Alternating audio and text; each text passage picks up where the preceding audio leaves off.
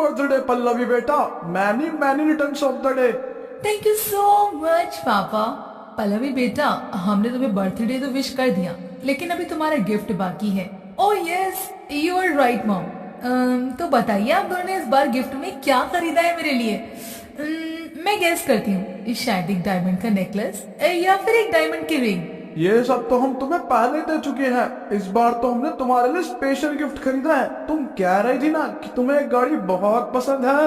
Oh my God, क्या सच में पापा आपने मेरे लिए गाड़ी खरीद ली? ऐसा हो सकता है क्या पल्लवी बेटा कि तुम अपने पापा से कुछ मांगो और वे तुम्हें ना मिले? मैं तो बस चाहता था कि तुम पहले अपने फर्स्ट ईयर के एग्जाम क्लियर कर लो, उसके बाद मैं तुम्हारे बर्थडे पर तुम्हें एक गाड़ी दूं। ये लो तुम्हारी नई गाड़ी की चाबी और अपने फ्रेंड्स के साथ एंजॉय करो। पल्लवी के पापा शहर के सबसे बड़े बिजनेसमैन थे। पल्लवी बचपन से ही अमीरी में पली बड़ी थी और वो अपनी मम्मी पापा से जो भी मांगती थी उसे वो हमेशा मिल जाता था। अपने बर्थडे पर मिली नई कार को ड्राइव करके पल्लवी अपना बर्थडे सेलिब्रेट करने जा रही थी। तभी उसकी फ्रेंड का कॉल आया। हेलो नेहा, हाँ तुम लोग बस 5 मिनट वेट करो, मैं बस पहुंचने ही वाली हूँ। फोन पर बात करते हुए पल्लवी का ध्यान बट जाता है, जिस वजह से उसकी गाड़ी की टक्कर रोड क्रॉस कर रहे एक लड़के से हो जाती है, जिस वजह से लड़के को काफी चोट आती है। पल्लवी तुरंत ही अपनी गाड़ी से निकलकर उस लड़के को अपनी गाड़ी में बिठाती है और अस्पताल ले जाती है।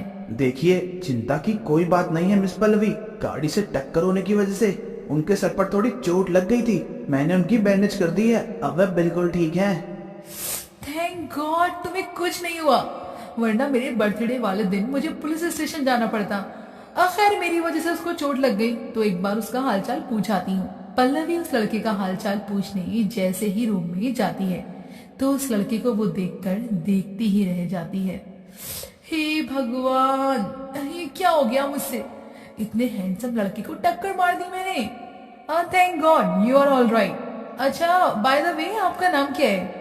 मेरा नाम धीरज है। धीरज से बातें करते हुए पल्लवी धीरज का उसका फोन नंबर ले लेती है। अस्पताल से डिस्चार्ज होने के बाद पल्लवी उसे कॉल करती है। धीरे धीरे दोनों का मिलना भी शुरू हो जाता है। तभी एक दिन पल्लवी धीरज से कहती है, धीरज मुझे लगता है कि मैं तुम्हें पसंद करने लगी हूँ, और सच बताऊं तो मैं तुमसे शादी भी करना चाहती हूँ। क्या तुम मुझसे शादी करोगे? पल्लवी सच बताऊं तो मैं भी तुमसे प्यार करने लगा हूँ, लेकिन तुम जानती हो ना, तुम्हारी तरह अमीर नहीं हूँ मैं। वो मैं सब कुछ नहीं जानती, मैं बस इतना जानती हूँ कि मुझे सिर्फ और सिर्फ तुमसे शादी करनी है। लेकिन तुम्हारे मम्मी पापा इस रिश्ते के लिए कभी भी नहीं मानेंगे। तुम उसकी फिक्र मत करो, अब मैं उन्हें मना लूंगी। पल्लवी अपने मम्मी पापा को धीरज के बारे में बताती है तो उसकी गरीबी के बारे में जानकर उसके पेरेंट्स तुरंत ही उसे शादी के लिए मना कर देते हैं। लेकिन पल्लवी जिद करके जैसे तैसे धीरज से शादी करके अपने अमीर घर से विदा होकर अपने गरीब ससुराल में चली जाती है। लेकिन जैसे ही अपने ससुराल में अपना पहला कदम रखती है वैसे ही धीरज के घर को देखकर कहती है, धीरज कह दो कि तुम मेरे साथ कोई प्रैंक कर रहे हो। सीरियसली क्या ये तुम्हारा घर है? ये टूटी फूटी दीवारें, घर की छत की जगह भी टूटी है। क्या तुम मुझे लेकर इस घर में रहोगे? पल्लवी, मैंने तुम्हें पहले ही बताया था कि मैं बहुत ही गरीब घर का लड़का हूँ। मैंने कहा था कि तुम मेरे साथ एडजस्ट नहीं कर पाओगी। मुझे थोड़ी ना पता था कि तुम इतने गरीब हो, बट अब क्या कर सकते हैं, डिसीजन तो मेरा ही था। खैर मुझे बहुत गर्मी लग रही है, प्लीज एसी चला दो। भाभी हमारे घर में एसी नहीं है, हम गरीब के घर में ना एक पंखा लग जाए वही हमारे लिए बहुत बड़ी बात है। आप अंदर कमरे में चलिए, वहां पर पंखा लगा है। ओह माय गॉड, ये कैसा घर है? मैं तो आज तक कभी बिना एसी के नहीं रही हूँ, पता नहीं यहाँ मैं अपनी पूरी जिंदगी कैसे बिताऊंगी।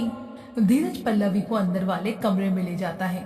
उसे अंदर बैठे हुए कुछ देर ही होती है कि तभी लाइट चली जाती है। ओह माय गॉड, एक तो वैसे यहाँ पर एसी के बिना इतनी गर्मी लग रही थी, ऊपर से ये लाइट भी चली गई। धीरज तुम जाकर इन्वर्टर ऑन करो ना। तुम कैसी बात कर रही हो पल्लवी? मेरे घर में एक ढंग का कूलर तो है नहीं, तो इन्वर्टर कहाँ से आएगा? अपने गरीब ससुराल में अपना पहला दिन ही काटना पल्लवी के लिए भारी हो जाता है। वो जैसे तैसे हाथ के पंखे से हवा करती हुई सो जाती है। अगले दिन पल्लवी आराम से नहा धोकर तैयार होकर सबके पास जाती है उसकी ननद पूनम उसके लिए नाश्ता लेकर आती है। ये लो भाभी, मैं सबके लिए चाय और पराठे बनाए हैं, आप भी नाश्ता कर लीजिए। नहीं नहीं, मुझे ये चाय पराठा नहीं खाना, तुम मेरे लिए एक एवोकाडो टोस्ट बना सकती हो। एवोकाडो टोस्ट, वो क्या होता है भाभी? ओह माय गॉड, मैं भी किससे एवोकाडो टोस्ट बनवाने के लिए कह रही हूँ, इसे तो ये भी नहीं पता कि एवोकाडो क्या होता है। पल्लवी, आज शादी के बाद घर में तुम्हारा पहला दिन है और आज रस्म के अनुसार तुम्हें हम सबके लिए खाना बनाना है, तो तुम आज दोपहर में सबके लिए अच्छा सा खाना बना देना। ओह अच्छा, तो फिर मैं आप सबके लिए नूडल्स बना दूंगी, तुम नूडल्स के पैकेट ले आना। अरे नहीं नहीं बहू, नूडल्स नहीं, इस रस्म पर तो अच्छे अच्छे पकवान बनाए जाते हैं। तुम एक काम करना, तुम सबके लिए आलू टमाटर की सब्जी, पूरी और सूजी का हलवा बना देना। अच्छा ठीक है माँ जी। अरे अब इन सबको कैसे बताऊं कि मुझे तो ये सब बनाना ही नहीं आता, बट मैं ऐसा करके अपनी इंसल्ट नहीं करवा सकती। मुझे सब बनाना नहीं आता तो क्या हुआ, इंटरनेट से देखकर बना लूंगी। अरे भाभी, आप किस सोच में पड़ गई? आप मेरे साथ किचन में चलिए, मैं आपको खाना बनाने के लिए सब सामान निकाल कर देती हूँ। पूनम खाना बनाने के लिए पल्लवी को सारा सामान निकाल कर दे देती है। पल्लवी भी इंटरनेट से खाना बनाने की रेसिपी देख लेती है, लेकिन जैसे ही खाना बनाने के लिए गैस ढूंढने लगती है तो उसे पूरे किचन में गैस कहीं नजर नहीं आती। माँ जी, मैं किचन में खाना कैसे बनाऊं? किचन में तो गैस सिलेंडर है ही नहीं और इंडक्शन भी नहीं है। हमारे घर पर गैस और इंडक्शन नहीं है, हमें हमेशा चूल्हे पर ही खाना बनाते हैं। क्या कहा? तुम्हारे घर में गैस सिलेंडर भी नहीं है? मुझे चूल्हे पर नहीं आता बनाना, मैं खाना नहीं बना सकती। अरे कोई बात नहीं बहू, मैं तेरी परेशानी समझ सकती हूँ, तू रहने दे, आज का खाना पूनम ही बना लेगी। हाँ भाभी, आप चिंता मत कीजिए, आप मेरे साथ चलिए, मैं आपको चूल्हे पर खाना बनाना सिखा दूंगी। सबके कहने पर पल्लवी पूनम के साथ किचन में चली जाती है, लेकिन थोड़े दिन बाद उसे घर में रहने कर परेशान हो जाती है।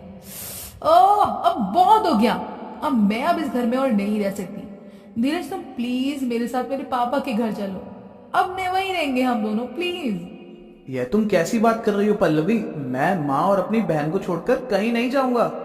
हम सभी साथ में चलते हैं, वैसे भी पापा का तो सब कुछ मेरा ही है ना।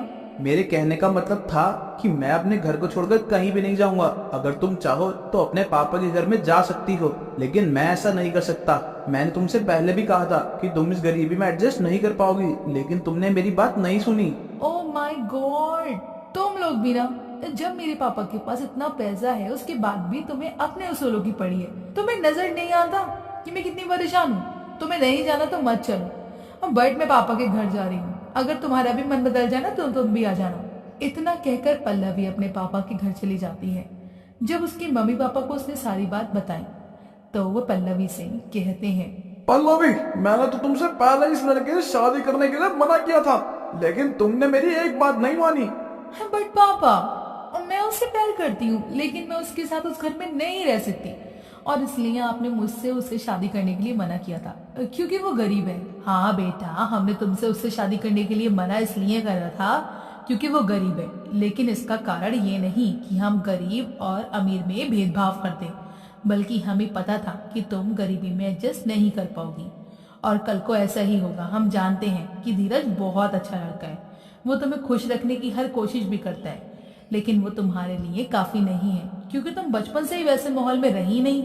हमने बचपन से तुम्हें घर में हर ऐशो आराम दिया है, इसलिए तुम्हें उस ऐशो आराम के आगे अपना पति भी नजर नहीं आ रहा। इसलिए तो तुम मुझे छोड़कर चली आई क्योंकि तुम्हारा वहां पर ऐशो आराम नहीं था और यहाँ पर ऐशो आराम है। मम्मी, इसका मतलब आपके अकॉर्डिंग सारी गलती मेरी है। आप खुद ही बताइए, अगर पापा के पास इतना पैसा नहीं होता तो क्या आप पापा से शादी करती? तुम्हें क्या लगता है पल्लवी बेटा कि तुम्हारे पापा हमेशा से ही अमीर थे? बिल्कुल भी नहीं। शादी से पहले तो मैं भी एक टूटी फूटी झोपड़ी में ही रहता था। मैंने और तुम्हारी मम्मी ने लव मैरिज की थी। तुम्हारी तरह ही तुम्हारी मम्मी भी बहुत रिच फैमिली से थी और मैं धीरज की तरह गरीब, लेकिन तुम्हारी मम्मी ने मेरी गरीबी की वजह से कभी मेरा साथ नहीं छोड़ा। आज मैं जो भी हूँ तुम्हारी मम्मी की वजह से ही हूँ, क्योंकि शर्मिला ने मुझे हमेशा मोटिवेट किया है, कभी मुझे फील नहीं होने दिया कि मैं एक गरीब और वो एक अमीर है। क्योंकि जब आप किसी से प्यार करते हो आपको उस प्यार को निभाना भी आना चाहिए, वरना उस प्यार का कोई मायना नहीं है। अपने मम्मी पापा की उन बातों को सुनकर पल्लवी को अपनी गलती का एहसास होता है, इसलिए वो अपना सामान लेकर उसी समय अपने मायके से ससुराल वापस लौट जाती है। वहां जाकर वो सबसे हाथ जोड़कर माफी मांगती है। अपने घर की आर्थिक स्थिति ठीक करने के लिए अब पल्लवी और पूनम भी धीरज के साथ मिलकर काम करने लगती हैं। कुछ ही दिनों में उनके घर की आर्थिक स्थिति पहले से भी ठीक होने लगती है।